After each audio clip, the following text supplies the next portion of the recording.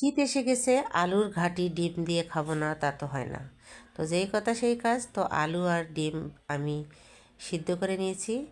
এখন আমি এই যে তেলে ডিমটা ভেজে নেব, আর আলুটা আমি ম্যাশ করে রেখে দিয়েছি। তো এখন দেখতে পাচ্ছেন পেঁয়াজ বেরেস্তা করব। পেঁয়াজ বেরেস্তা করার জন্য পেঁয়াজ দিয়ে দিলাম। দেখেন, এই পেঁয়াজ বেরেস্তা করার পরে একটু উঠিয়ে নিয়ে তার মধ্যে আমি পানি দিয়ে দেব। ওর মধ্যে একটু আদা রসুন বাটাও আমি দিয়েছি। তো এখন আমি একে একে সব মশলাগুলো দিয়ে দিলাম। এখানে একটু গরম মশলা দিতে হবে। গরম মশলাটার গরম মশলা যেটা বেটে রেখেছিলাম সেটাও আমি দিয়েছি।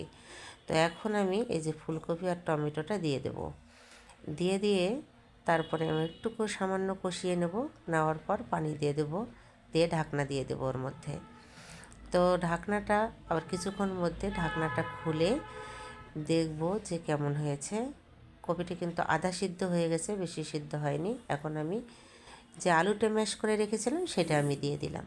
দেওয়ার পর এখন একে একে ডিম দিয়ে দিচ্ছি ওর মধ্যে, ধনিয়ার পাতা কুচি দিয়ে দিচ্ছি, তারপরে দিয়ে দেব পেঁয়াজ বেরেস্তা। এটা দিয়ে কিন্তু অনেক সুন্দর এই ঘাঁটিটার একটা স্বাদ হয়।